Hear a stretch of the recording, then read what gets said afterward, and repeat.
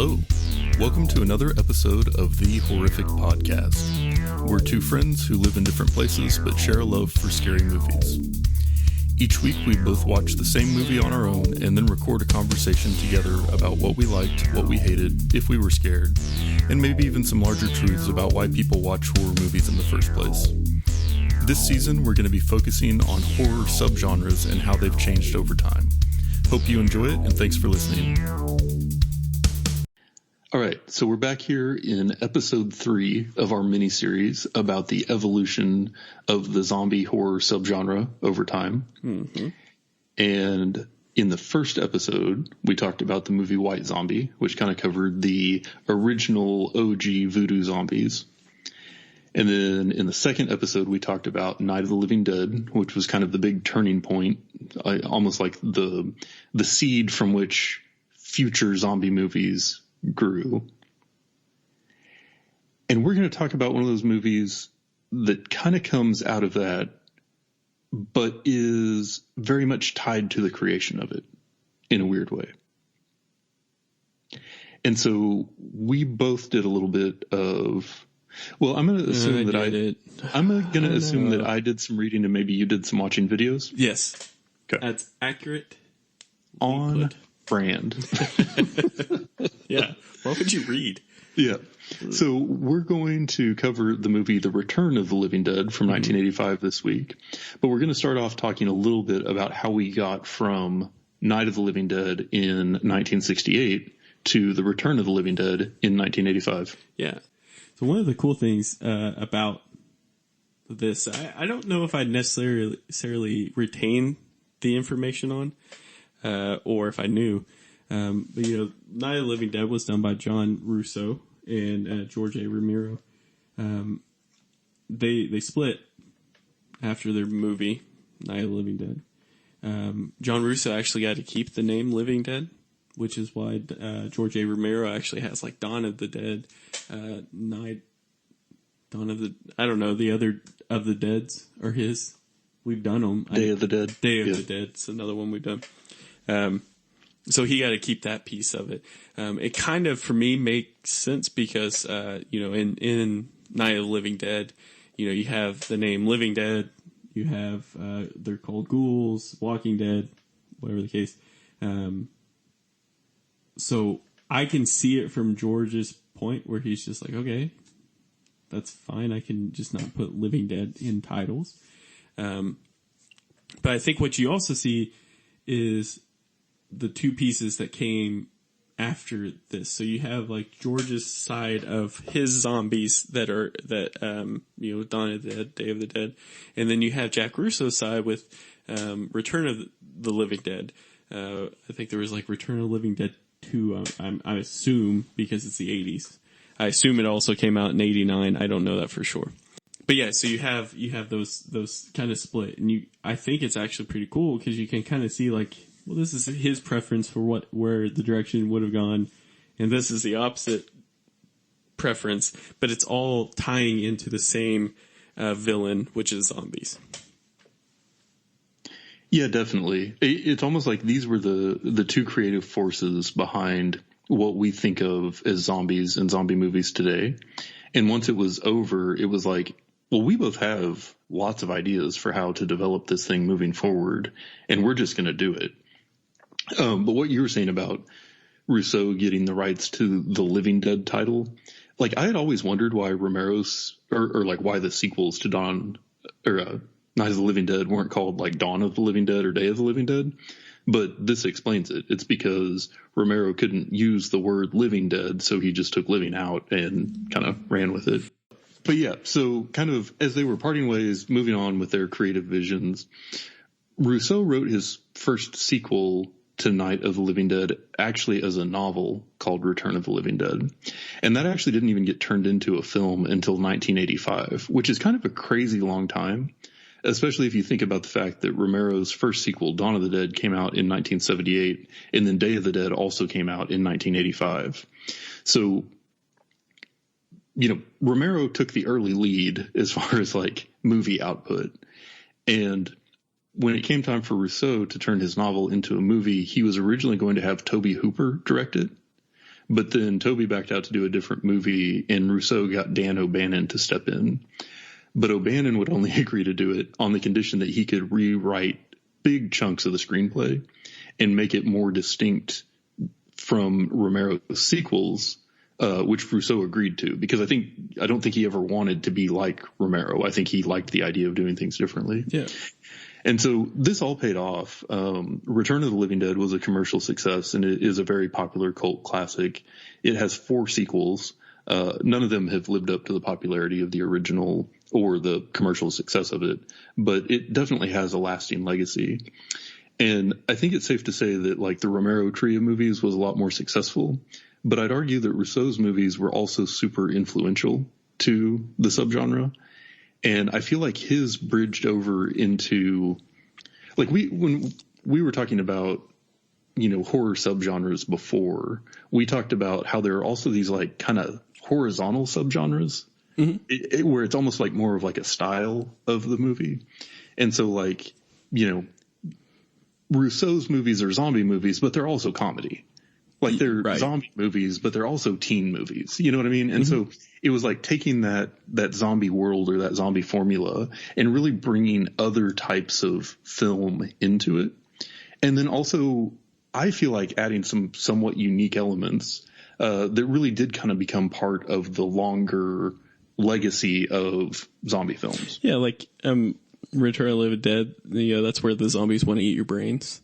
Which is like, yeah, exactly. And I don't know if it's because, we were 80s babies and, the sitcoms, like every Halloween sitcom show that came out after, you always heard I want to eat your brains, but that's where this comes from. Yeah. I mean, it's like a ubiquitous part of zombie lore is they like eating brains. Mm-hmm. Yeah. So, yeah. So yeah, I'm excited to talk about this one with you. We'll get into it, but first I'll do a quick intro just with kind of the high level information about it and where people can find it to watch. And then we will get into the brain eating details. Love it. In 1985, Orion Pictures brought us The Return of the Living Dead, a horror comedy zombie movie based on a novel by John Rousseau and directed by Dan O'Bannon. This film tells the story of an accidental delivery of a military experiment gone wrong to a medical supply warehouse located next to a cemetery. When a warehouse worker inadvertently unleashes the experimental chemical, it kicks off a zombie outbreak that terrorizes a group of teenagers. The Return of the Living Dead was made on a budget of $4 million and brought in a little over $14 million at the box office. It can currently be streamed for free on Tubi. Yeah, so overall, and I think I kind of alluded to it before, but this movie had a real different vibe than Night of the Living Dead. I feel like Night of the Living Dead and then, the sequels that came after it in that side of the house were very serious. They were very intense. They were very like horror, and they were very invested in building that zombie world. And I feel like this movie was just as invested in being its own thing. And I think that it definitely was. And it is also most definitely an 80s movie. Yeah. The thing that happened in the 80s was this really amazing thing where the portrayal, I think it started 70s too, based off of the fact I just watched Death Wish, which was made in like 78. And they had very similar punk kids, right. This whole punk thing was just like, I don't know if it was like the United States being like, well, we can't blame it on Russians because we're trying to like take this wall down. So like, what can we blame it on? We might as well blame it on these damn punk kids. Those rebellious teenagers. Yeah. Cause thinking on it, like if you look at this movie up, like it even says it's what it is like a comedy, like a punk horror comedy or something like that, I think is what it was. Yeah. And, well, Terminator, which came out late 80s, also had like that same style of punk. I'm talking like the Hollywood style with like, Bill Paxton with his pointy spikes, these skinny kids that don't look intimidating at all, not like what the real punks were, Right. So yeah, no, I think it's because of the 80s, is why this has such a meat to it that's just like, it's just so different. Like it's just way different. Did this remind you a little bit of The Lost Boys? Yeah. I also wanted to mention on when we were doing Night of the Living Dead, the feeling that you get that I think you may have got when watching that, like the nostalgia. That's what I feel when I watch like that style, Lost Boys, that kind of thing. That's why I like those. I get that same feeling from that. It absolutely reminded me of that. It reminded me of like a ton of movies I love. Yeah. It's like so terrible. Well, I felt like this one was very much up your alley. And that being one of the main reasons is I know you have an affinity for kind of that like stereotypical like 80s practical effects, a little bit over the top acting, like that film style, like everything about it. And so this one I thought you were actually going to really enjoy. Had you seen it before? Oh yeah, I own it. It's definitely right up there. Now, I'm not going to say I sat there with a smile the whole time. It took work, even though I own it. Mm-hmm. But yeah, it's definitely, Yeah. Well, it started with a very realistic premise, which is, young adult man goes to work at a skeleton warehouse. And on his first day of training, his boss shows him the military experiment zombies in the barrels in the basement that accidentally got shipped there. So, it's a place we've all been. So like that's dude. So then they end up letting the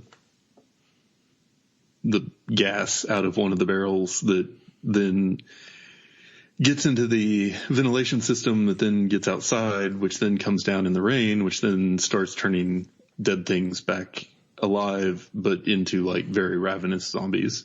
And so then you have this group of kids who are like friends of the new employee who are waiting on him to get off work, who are in the cemetery, who then get terrorized. And it's this whole thing where everybody's kind of running around and trying to figure out what to do. And the zombies keep outsmarting them. And more people show up to try and help them. But then those people just also get outsmarted and eaten by the zombies. So there were some pretty...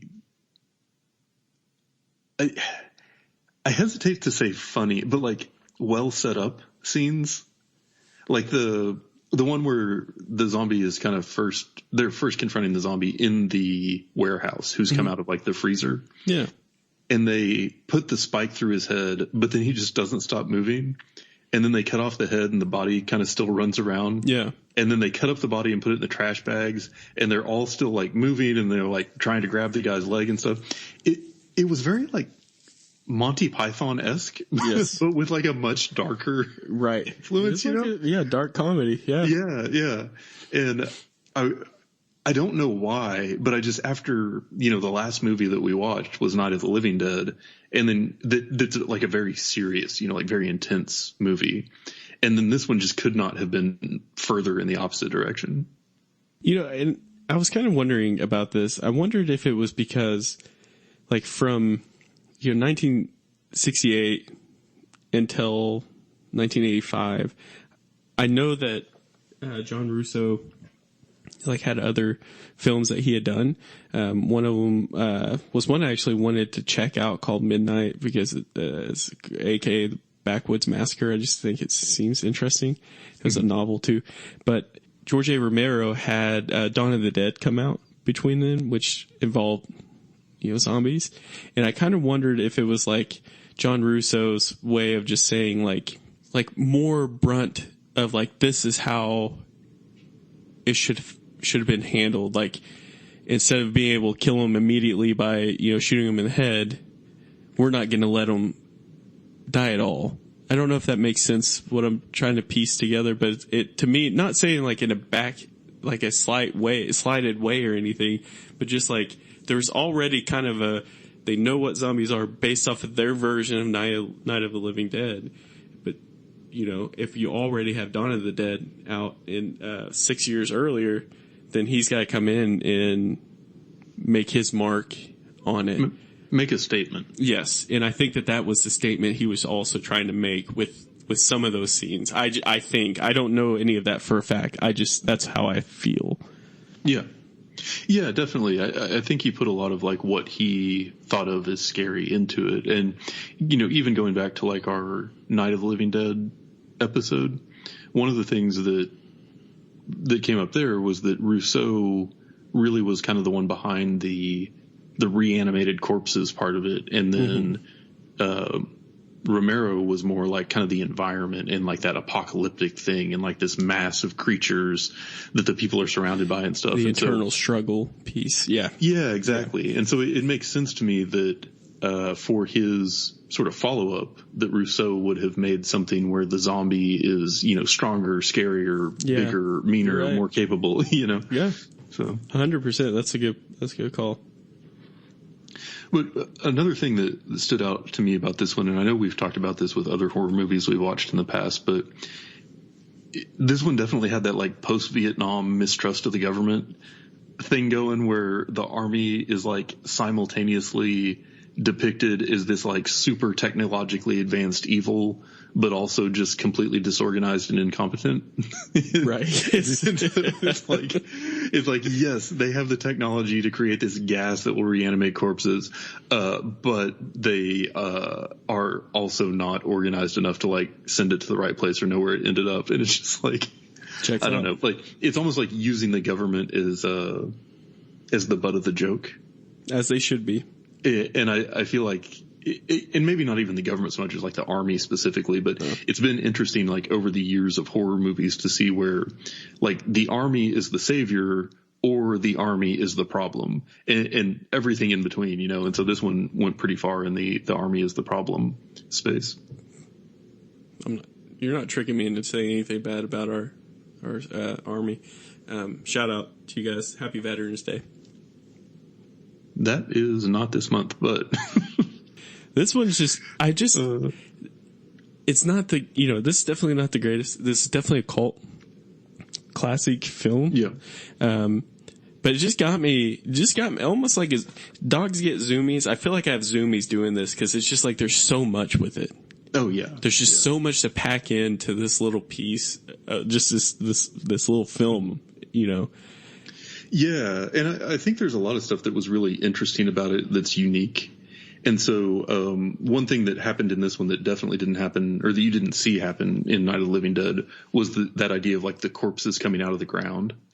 And that really goes back even to kind of like what we talked about last time, where the Tales from the Crypt comics from the 50s, you know, really that was kind of their departure from the voodoo zombies, was to depict these comics of these, you know, dead bodies emerging from their graves and digging up out of the ground, and like the kind of the horrific imagery of that. Yeah. And this movie really embraced that, which, you know, Night of the Living Dead definitely didn't. Yeah. I do have to say one thing I actually think is very similar to Night of the Living Dead, the piece of this, even though I mentioned that George A. Romero, his piece may have been like the internal strife that they were all dealing, like the living was dealing with. Yeah. I feel like that's the similar case with this one as well. Mm-hmm. I want to talk about this, even though it involves and we have a minute to get there, but like this is almost like a psychopathic test, you know, like where they're like, you put one person on this side of a train track and 5 people over here, you know, this one person is, you know, your family, these 5, you don't know them, and you can pull a lever, which direction would you go? Would you kill the one person or would you kill the 5? With this case, do you nuke the whole city or not? You're killing innocents. Yeah, but you're stopping the larger spread. You're stopping the larger spread. So, like, yeah. I feel like that's the mental piece that of this one. I mean, it's probably obvious, but... Yeah, that question reminds me a lot of The Crazies. Where you had kind of the big like government conspiracy where they were, you know, trying to contain the thing and deciding whether or not to blow it up and all of that. So yeah, it's an interesting premise for sure. And it definitely does bring in that idea of, instead of contrasting like, oh yeah, well, like we have the danger from each other in here, but we have the danger from the zombies out there. Then this one has that like added level. And then we have the danger from the government beyond that, you know, like the more you zoom out, the more tension there is. Yeah. Can't trust anyone. Yeah. But yeah, this one, it was really different too, just because it didn't take itself seriously at all. Like, I feel like it was 100% in on being a dark comedy. And so it was developing sort of the zombie lore while also, not being super serious about it. And I feel like that's actually a strain that has run through the entire history of zombie movies. I'm not saying every zombie movie is like that. I'm just saying for a long time, I think that there have always been kind of zombie comedies, or for some reason, zombie movies oftentimes include some elements of dark humor. Yeah. I think sometimes you almost have to. If you think about, like, ultimately, with the slow zombies, you got to have some sort of filler. That's the way I see it. Well, and I think that a lot of times also kind of helps with the pacing of a horror movie in general. Yeah, that's true. And so being able to kind of like get you out of the moment and then like very quickly put you back in danger is a way of like keeping you engaged as a viewer. Yeah. And so I think movies like Shaun of the Dead, for example, probably were very much influenced by this, as much or maybe even more so than by Night of the Living Dead. You're right. Yeah, for sure. I think that, I know we've talked about that, but that's actually one of the things I like about having a little bit of humor. And like, I think it was Conjuring when we were talking about that.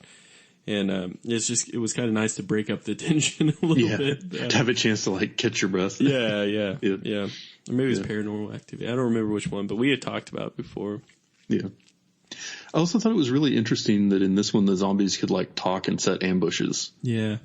Like that's a thing that I feel like did not catch on quite so much, as far as future movies. I don't know. In general, with this one, it almost seemed like the zombies were more like people motivated to eat brains than they were like mindless creatures that crave flesh. And that's just a totally different take on it. Yeah. Do you think it's because of how they became zombies? Well, I don't know, because it seems like, most of them had been dead a really long time. And so it's almost like I would almost think it would be the other way around. Like the people that recently died that were reanimated would have like more brain function or something. But anyway, that's neither here nor there. It was interesting that the zombie could describe to them what it was like being a zombie. Yeah. Like that was an interesting twist that I wasn't expecting. So yeah. Yeah. I think it's pretty smart. What did you think about them, like at the beginning, them being like, this is based on a true, like, oh yeah. Like initially being that it'd been a minute since I watched it, I was like, wait, I don't remember seeing that. Well, when I first saw it, because I knew that this one was like a dark comedy, I chuckled because I was like, they're about to do a thing that's like clearly not based on reality. So I also like that they were able to get away with it. Like nowadays, even though this is clearly, it's comedy pieces, nowadays it would be like, Scary Movie 8 or something, like those remakes. Yeah. Yeah. One thing that I thought was super interesting that I wanted to talk about, we mentioned how last time with Night of the Living Dead, Karen, the daughter, had been bitten and then eventually turned into a zombie as well, and how that was like a groundbreaking thing from that movie. But you never had that sort of like classic tension of she's been bitten, we know that she's about to turn into a zombie, and now we have to like weigh at what point do we kill this person that we love because they're going to become a danger to us that there's no coming back from. I feel like we did have that tension in this one, but it was after they'd been exposed to the gas, not because they'd been bitten. So it's almost like those two concepts sort of like came together to create a thing that is super core to all the future ones, but the whole picture of it didn't exist in either one. And so with this one where you have, what was it, Freddie and Frank? Yep. Both, had been exposed to the gas. They were clearly like turning into the zombies, but you definitely had that tension of like, what do we do? Like we're trapped here inside with them. We know they're about to turn into those things that are outside there. Yeah. So like at what point is it like moral, or is it okay, or do we do something about this situation? And then the idea of Frank like climbing in the incinerator on his own because he like couldn't live with what he was becoming. Yeah. That was a really interesting thing that I feel like see in others where like the person knows that they're changing, they want to protect the people around them, and so they, either lock themselves outside or shoot themselves or do whatever. Yeah, and so like that's a thing that I feel like has had a lasting impact, was that not just the struggle of what do I do about this person that's turning into a zombie, but what do I as a person who's been infected do to, handle this situation that I'm in. Yeah. Yeah, you have the extremes, the people who are going to hide it, and then, like Frank or the dad in Dawn of the Dead who had to make the decision. I was going to ask, in this one, I couldn't tell if being a zombie got spread by being bitten or if people got eaten by the zombies and then their corpses got brought back from the dead by the contaminated water. That's all I could think of. I honestly can't give you the accurate answer. Maybe our listeners can. Yeah, I really am a little bit confused about, I guess, the physics of how people got turned in this one. Because, like presumably the girl who was one of the like punk kids had her brain eaten, but then she became a zombie and it didn't look like her brain had been eaten. So I just, there were some things in it that didn't quite make sense to me. Yeah. And I couldn't really tell what exactly they were going for. Yeah, I'm not sure. Which is not to say that there aren't some plot holes that I could have poked in Night of the Living Dead, but I just didn't want to think it added to like the larger discussion for that one. So when I initially saw this on the list for zombies, I was super stoked because like in the first episode that we recorded, like I wanted to bring up the point of like, turning into zombies via anything other than being bit or whatever the case is. And, I think that just yet again, not being an expert in the genre, just based off of what we see. And it's like, okay, well, this is a completely different way of how you can become a zombie. Yeah. And even being a comedy, like they could have made this a serious film. Like they absolutely could have. Yeah. I think this one is sort of an important ingredient in the mix of early zombie movie thinking. Yeah. And the evolution of it. Yeah. Yeah. And I think there are a lot of things in it that, really became part of like the long-term way that we think about it. And that if you try to look across like the range of zombie movies that have been made in the last, 10 or 15 years, this is an important thing to know about in like trying to make sense of how they became the way that they were. So glad we got a chance to talk about it. Yeah. And I also could not be more excited. Ooh. That next week we get to come back with another game changer.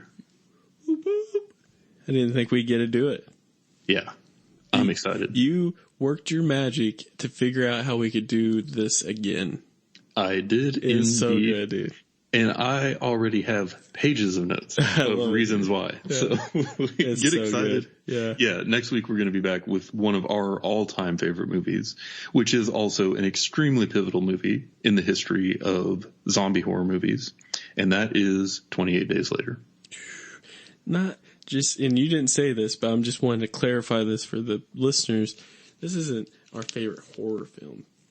One of my favorite films. So hands down, absolutely. It's up there with Castaway.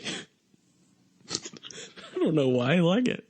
It's peaceful. I mean, to me, this is neck and neck with Legally Blonde. Like we're talking a different tier of film. All of the movies though for the zombies is just like, it's making me realize like, I think this is my favorite genre. It's just like everyone I was like, yep, that's great. Yep. Okay, cool. I'm in.